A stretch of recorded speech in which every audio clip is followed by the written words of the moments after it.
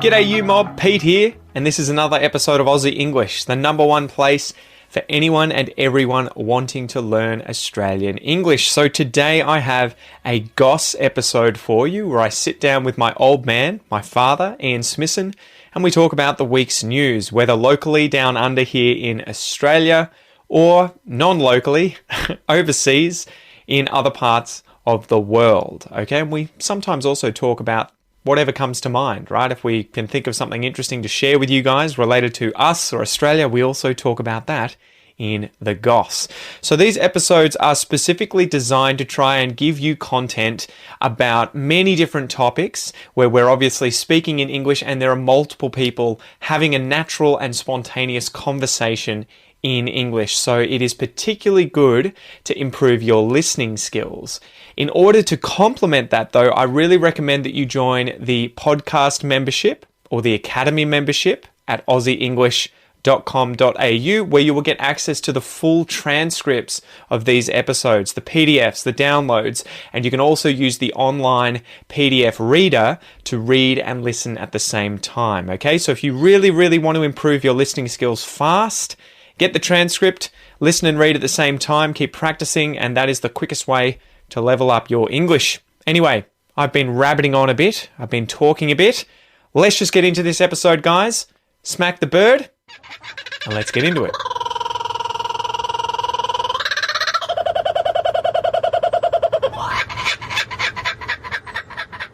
So the last story here was about Muck Up Day. Did you see anything come up recently? I noticed I just saw today. a few things come up, yeah. So there were some stories. I guess we can go over the... This one is bizarre, though. But I was going to split this into two, but we'll do the second one this isn't first. even my Idiot of the Week. Yeah, we can do that at the This end. is Idiot of the Year. Hands down Clubhouse leader, and we only have a few weeks to go. But Just wait. I will. I'll hold off. This is a teaser. This is the teaser. We had Sydney's Elite Shore School. We had issues with them, right? Oh, yeah. So this was a few months ago where they had some really big scandal. I think it was only a handful of boys, I would imagine. They are. It's an all-boys school. Yeah, and so what came out was that there was a list of pranks that these boys had to do on Muck Up Day to try and score points. So it was like a scavenger hunt. I think they called it the Tri-Wizard Shawnament or something, where they were meant to meet up in the morning, go to a park, get drunk, spread out through the city, and then carry out these dares and pranks, which included things like... Half of which were actually illegal, like criminal offences. Well, one of them was like getting arrested and handcuffed, which you assume you need to do something illegal to commit for that to something happen. illegal. Breaking into Taronga Zoo, taking ecstasy or snorting cocaine, spitting on a homeless man, drinking a bottle of vodka, and having sex with an older woman. Yeah. So and the list was like 100 things long, right? And so I think it got leaked from one student to his parents. The parents called the school. Uh-oh. The school shat themselves and was like, anyone who does this is going to be expelled. Yeah. And they told the police. Yeah.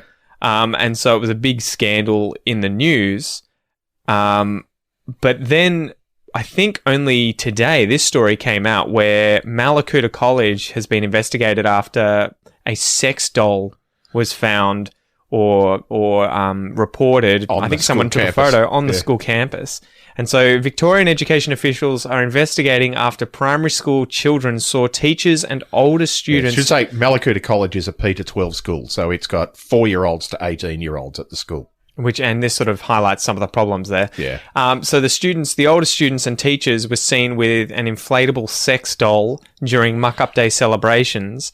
The Department of Education and Training has appointed an external law firm to investigate the end-of-year celebrations for Year 12 students at Malakuta College, and it's about 600 kilometres east of Melbourne. And this is the town that was known for the apocalyptic fire photos. Yeah, this is the one where out. the Navy came and literally rescued people off the beach. Yeah. To get out of the town in January in the fires. So apparently what's happened is that there were several teachers and the principal who participated in activities during lunch break that involved this sex doll that is effectively an inflatable woman who's naked with... many holes various in her. orifices. Yeah, and could be used for the obvious purpose. It was hard not to sort of giggle a little bit. Oh, look, when one of the lines though, before you get into it, was a parent who didn't want to be named told the ABC that their young child had come home and described the naked female doll as having a lot of holes and lipstick. And you're just like, I can't imagine that conversation. No. Of just being like, what do you do with your 7-year-old daughter who's going to do, or whoever it was? But yeah. Yeah. And so the department received 15 complaints from parents, and one parent suggested it was really, really demeaning to women. So my question was, and you can go off on a rant here, when do these jokes and pranks go too far? And what's kind of the limit of, quote unquote, letting off steam after, when it's your final year in high school? And I'll give you the disclaimer up front that I was a high school teacher for 10 years. This is why I was interested in having Dad talk about this. I have been and I went to high school, and I'll tell you a couple of stories about Muck Up Day at my high school. So you had it back in the 1800s? We did, yeah. We rode the dinosaurs to school. This would have been back in the 70s, right? It was, 1975. So I'll come back to that one. I think there are, every year in many places there are going to be people who go over the top, whatever that might mean. Especially teenagers. You're finding the limits. Exactly. And look, this is, and I'm not going to pick on Malakuta College, but it's a co-ed school. Whether it was only boys who were involved, whether it was girls who were involved, I doubt whether it was only boys, but it doesn't matter what I think. This one was clearly an age-appropriate thing if it had been done with a bunch of 17 and 18-year-olds and a few of their teachers just generally fooling about, because they would have got a laugh out of it. But when you've got a school that has, everybody from 4 to 5 at this time of the year, 5 years old to 17 or 18 years old, it is clearly inappropriate to be doing that sort of thing. Yeah. So, and that's just one example. The one that Pete started with is where you've got a bunch of, a small group of boys who are effectively challenging each other to break the law to win points with each other, then that is clearly way over the top. Typically, though, your average muck-up day involves a large amount of wearing ridiculous costumes that very quickly get covered in shaving cream and eggs and flour. And that's all good, not so clean fun. It's just kids mucking around and going, this is our last day of school. That was pretty much how I remembered my Muck-Up Day, and this is what I was going to sort of chat to you about after it. My question was, how were your final year celebrations? But mine were definitely, there would be people who would dress up as the girls, or the guys would come as the girls would come in guys' uniforms, they might trade them, or you would just dress up in, costumes or whatever, but then there would always be the shaving cream, flour, eggs, and water if you really wanted to be fire horrible. Hoses used to come into it. Really? I don't think we ever had that happen. And that's illegal, but hey, a fire hose is just asking for it. Water at a high velocity. Look, and a couple of examples of things that went on at the unnamed school that I attended in the 1970s. And some of these you sort of sit there and shake your head at and go, you're 18 years old. You must have been thinking this was inappropriate. One kid brought a chain and a padlock to school and locked the school gate. Yeah. At about 3:00 in the afternoon after we'd all gone. And then, so every teacher in the school was locked in. And there was only one exit. It's a car park inside. It's a car park inside the school. Lol. There's only one exit. That's clever. It's clever. It's cute. And it's... someone get the goddamn chain bloody chain. Yeah, exactly. Cutters. But at the same time, you go, if there's an emergency, then what do you do? But true. It's fun, and it was funny, and... those of us who were 18 years of age, of course, the 17-year-olds didn't attend the hotel of our choice at the end of the day, but the 18-year-olds who were legally allowed to drink went down to the pub for a few drinks afterwards, and most of the teachers who were victims of this prank came down. Some of them even walked before getting their cars out of there and just went, we'll buy the drinks. Give us the key. Yeah. No, they were fairly, entertained by it. One of the things we did do, though, was one of the teachers, who was one of our favourite teachers, was a really cool guy, who drove the smallest car in the universe, and I can't remember what it was. I remember this story, and like a Mini or something. Yeah, or Mr. Bean's car. Yeah, it was even smaller than that. I can't remember what it was, but it didn't matter because 4 of us could pick it up. And so 4 of us picked up the car and put it into the main corridor inside the school, and left it there. So not only could he not get out the gate, but he couldn't even get the car down because the main corridor, you had to go up about 6 stairs to get into the corridor. So 4 of us could carry this car up. Now, I presume a few of his mates, so there were teachers there, got it out for him. But so there's a bit of that shenanigans that went on. But mostly we just fart-assed around at school for a couple of hours with the flour and the eggs and the carry-on. Because it's a day where you don't have to go to classes, I think, or at least there are classes. There are no classes on. And we just went to the beach. And it's your turn and washed off the flour and the eggs. And when it's hard because it's kind of like it's one of those things that must be so difficult to try and break because I remember always getting harassed by the year 12s on the bus or when you arrived or left school on Muck Up Day. And so it happened in year 7, in 8, in 9, in 10, 11. And then you finally get to 12 and you're like, it's my turn, bitches. My turn. It is my turn. And it's not fair because you're kind of like, well, someone hit me, so I'm hitting some other guy and it's pass it on. But it is one of those things where it's like it's a cultural thing, obviously. Clearly. Yeah, and certainly when I was a teacher at high school, our message to day off. Yeah, no. Some of us joined in, but our message to the kids was, "This is your chance to celebrate the end of 13 years of school." Yeah. Every other kid at the school will get their chance. Do not involve them. Yeah. And we treated it as make it exclusive. Yeah, not you're forbidden from throwing an egg at a year 10 student. It was more that they'll get their turn. Just keep it. And the principal at the time, there were 3 principals when I was there, but one principal he wanted to ban it. The old school fuddy-duddy. I want to bring back beating the kids over the knuckles. Well, yeah, exactly. He just went, no, we'll ban it. And a few of the teachers, we'd just sit there and go, yeah, there's no point banning it. They're going to do it anyway. In fact, if you ban it, it'll be worse. But the others just went, you can do whatever you like as long under 3 conditions. You're only involving yourselves. And anybody who turns up is a willing participant. You're not going to break the law, and you do it on the school oval. You will not do it on school grounds. Yeah. Yeah, the oval was school grounds, but you won't come up into the buildings and into the areas between the buildings and vandalise the school. Yeah. And 99.9% of the time, the kids went, yep, cool. And they went down there and fart-assed about and fooled around and did their thing, and then Mostly, they just wanted to get out of the place after 2 hours. You can't fool around doing that stuff for more than, I reckon, about half an hour. You get bored. And it just gets tedious. Yeah. You're like, once you're covered in shaving cream, eggs, flour, and you've been wrestling the idiot who smacked you in the back of the head with something. Well, you're not going to do it for 8 hours. Righto, let's get out of here, clean up and go and have a drink or a party or whatever you're going to do.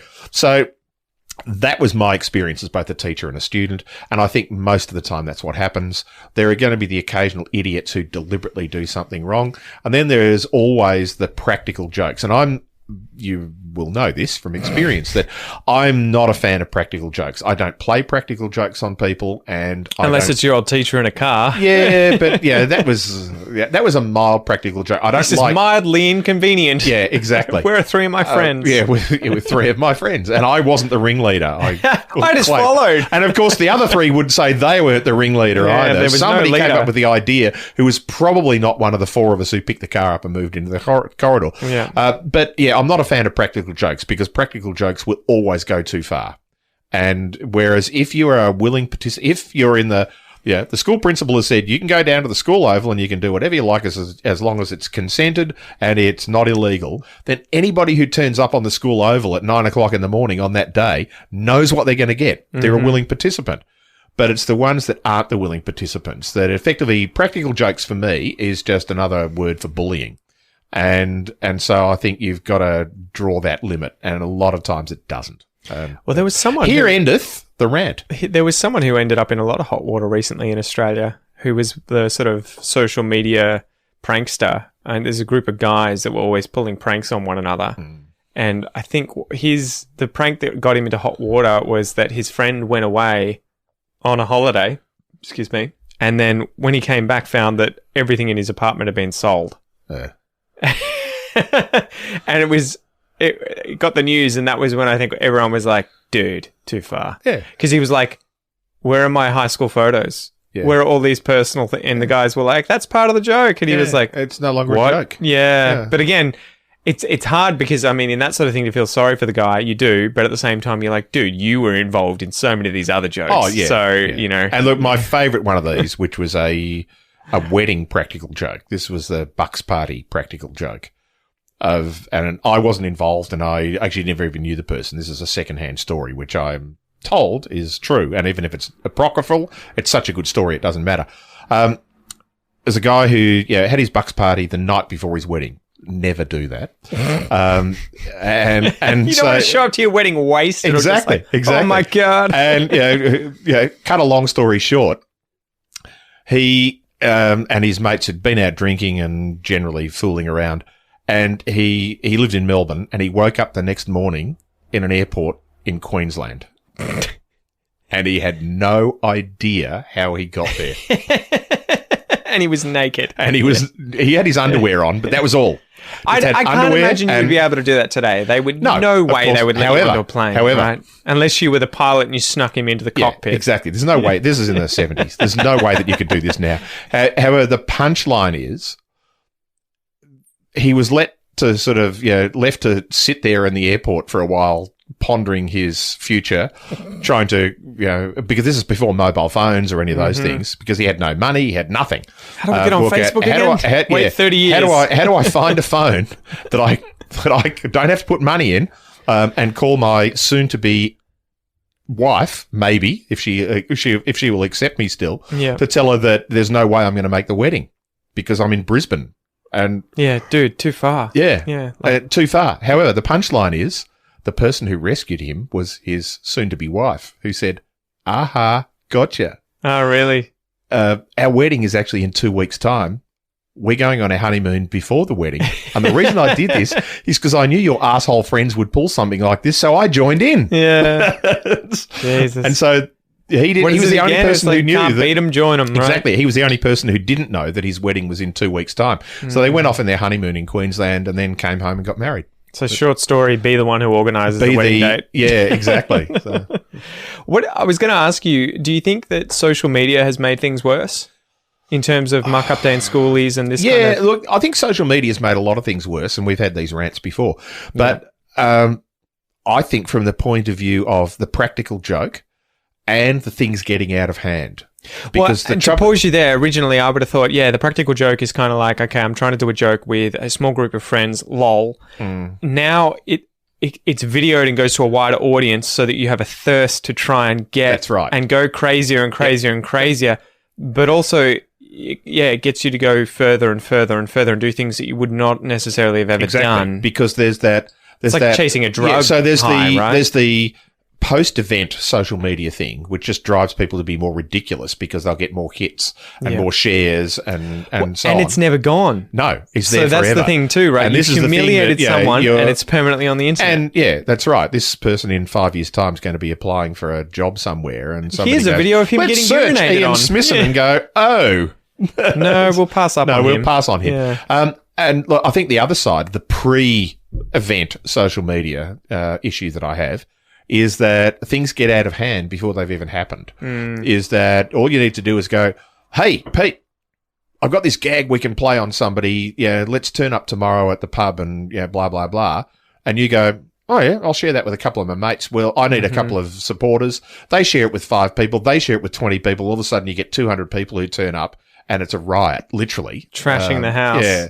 Well, that only started happening. Trashing the house or whatever it happens to be. That only started happening, right? I take it when I was sort of finishing high school, when social media was sort of in its infancy, birth, right? Yeah, it was YouTube. No, what was it called again? MySpace, right? MySpace. And we were just starting to get phones at that age and text one another with the Nokia 3310. Yeah, and these are pre-smartphones, so you didn't have access to the internet. Snake on the phone. It had Snake, text, and a phone. I know. I think I got internet in the in university, I think, and it would have been really clunky. Yeah. But so I think that whole social media thing is that things get out of hand much more quickly with social media. Well, and that's the thing that's interesting. I've been watching a bit of Joe Rogan recently where I think he was interviewing Tristan, I think his name is Tristan Harris, the guy who did Social Dilemma. Yeah. And he was talking about how social media is affecting us because we're constantly looking for validation. Oh, yeah. And monitoring ego metrics where you're constantly looking at how many shares or likes. And I have to try and remind myself to stop doing this with things that I do because it is an indirect kind of measurement of how well you're doing in terms of exposure. But it's easy to get caught up in it and to think less of yourself as a result. There's part of that is about, and the whole, open brackets, begin rant. Anybody who calls themselves a social media influencer, come down here and I will punch you in the face. I'm going to break the law and take the risk because I reckon incitement to violence. No. This is not incitement to violence. This is an incite to become a victim of violence. The whole concept of a social media influencer is bizarre to me. Which is ego, right? And it's that if I've got 200,000 followers, then somebody is going to pay me to talk about their product because I've got 200,000 followers. Not that I'm an expert in this product, and there are genuine social media influencers. To pause you there quickly, my friend's girlfriend, back when I was in Melbourne, so this would have been at least 3 years ago, had done exactly that, where she had just posted scantily clad images of herself. Oh, yeah. Women have bikinis. A huge advantage in this because men are idiots. She did this for a few years. She built up, I think, a following of, it was 100, 200,000 people. And then all of a sudden was like getting $5,000 for a post about a watch, a man's watch, or $5,000 to do a post on some cream. If she had been advertising women's lingerie, great. She's effectively turned herself into a lingerie model, which she has some apparent talent, some level of expertise in that she can actually put it on correctly. And people are willing to follow it. That's fine. I have no objection to people who have some level of expertise in a particular discipline who wish to go on there and influence others to do the same. And I do the same. I've got a few thousand followers on landscape photography on YouTube, and I get offers of, can you talk about this? Can you do this? Can you do that? I don't call myself a social media influencer. If I had 500,000 followers, I might. But even then, though, it's kind of so arrogant to say I'm an influencer. Like, what does that mean? I might have one follower and I can be an influencer. If they buy something, I've influenced them to or do even it. if I just get them to listen to my pod. I've got one listen. I've influenced one person to listen to my podcast. You only got an influencer if they came back the second time or told somebody else to do it. So there is that whole thing about, social media becomes that egocentric thing.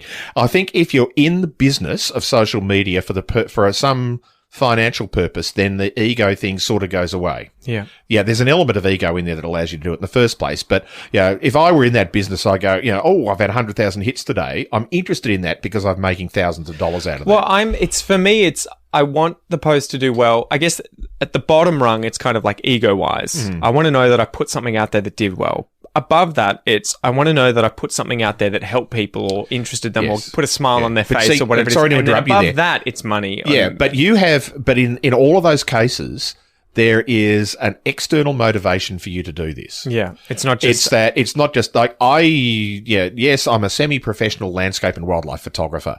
I put stuff up on Instagram not to sell me. Yeah. I just put it up there because... then you'd do it in bikinis if you were selling you. I would. And I'd have 6 followers. You never know. You might get thousands. The odd person who likes a 60-plus old bearded fat man. But it's a niche. It is a niche. It's a very small niche. Or a really big niche. Or a really big niche, yeah. But I don't put stuff up on Instagram as for any external motivation. I do it just purely and simply to say, because people say, can we see some of your photographs? Yes, you can go to my website. You can do, but I don't put every photograph I take up on my website. I don't put every photograph I take up on Instagram, but I'll try and put something up. If I'm active, doing a lot during a week, I'll try and put something up every day. So it's just, hey, here's something I did today, and I'll talk a little bit about it. But frankly, do I care if I have, from a commercial point of view, if I have 1 hit or 1,000, hits or 27 comments or 2,000 comments? I don't care. But the ego part of me says, oh, I'm going to check this 12 hours later. Oh, 20 people have liked it. Tomorrow, 200 people. Oh, this is a success. Yeah. But that's just pure ego. Well, and it's because I have no motivation to do it.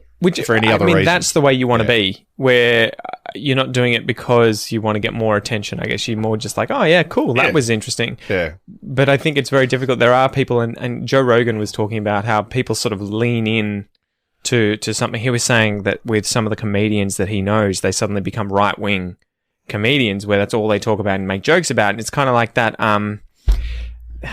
to keep dropping names, I can't remember who told me this. I think it might have been my supervisor. And he was saying that the story was effectively that the psychology students at a university had a lecturer who was doing, giving lectures. And every time he went to further left in the room, they would pay more attention and be more involved to the point that he was standing at the door and giving the lecture to see what they could do to him. And I think Joe Rogan was talking about how if you start getting attention and you start getting feedback, positive feedback about something, people often go that way. And you have to kind of try and notice when that's happening or avoid it, because, that's how people, you would imagine. That's how, to really draw the extreme, that's how Hitler became Hitler, right? You imagine the guy originally was a lot of positive baby, feedback, and then a young adult, and then when he was finally becoming extreme, it was like, how do I get more feedback that's positive, and that just kept going in the way of let's kill the Jews, or the Jews are the problem. Yes. And so that's the kind of thing that you can do that in a good way, and you can do that in a very bad way, and especially when it's just egocentric and it's useless. It's kind of like, well, why would you do that? And that is probably why so many children today are so depressed. With social media, because they're so worried about these metrics and this feedback that they get from their peers. And a lot of and it's not passive. A lot of it is actively negative. Yes. So, not getting positive feedback is passive. But when you get negative feedback at the same time as not getting positive feedback. The problem with that too is that particularly, it can be at a ratio of 100 to 1. Oh, it doesn't matter. And the negative feedback is way more important than the positive. I've got, and I'll just use me as a really bad example. I've got a couple of videos on YouTube that have had, 50,000 views, 1,000 comments, a couple of comments that are really negative. Yeah. And I'm, the fat old 60 plus with an ego the size of Texas, so I don't give a shit if somebody doesn't like what I do.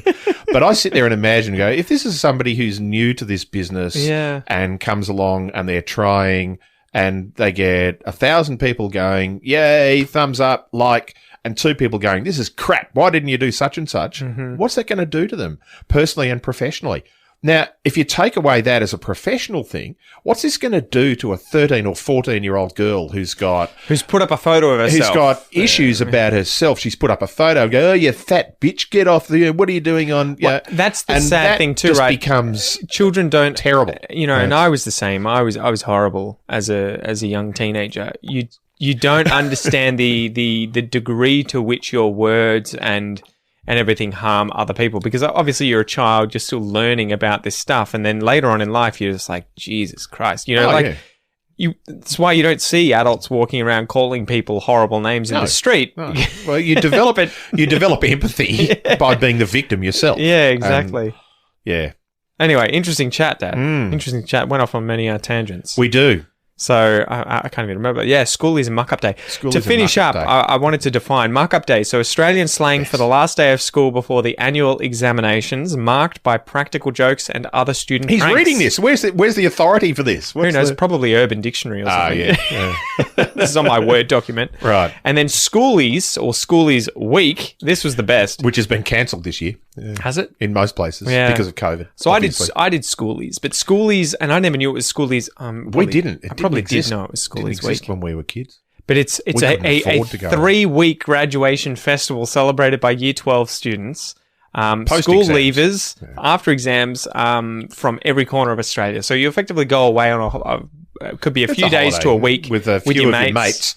And depending on where you live, you go to the Gold Coast and you're there with 10,000 of your mates. It's pretty much an excuse to get drunk, go camping, hang out in hotels, go partying for a week long, effectively. Get up to all sorts of debauchery or whatever. Which is, Muck Up Day after school, which is fine.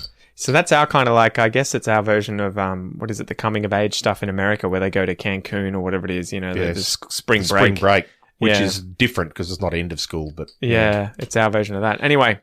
Thanks for joining us, guys. Hope you enjoy it, and we'll see you next time. Look forward to the next episode where I do Idiot of the Week. Who is the Idiot of the Year? Trust me. Yeah. Peace.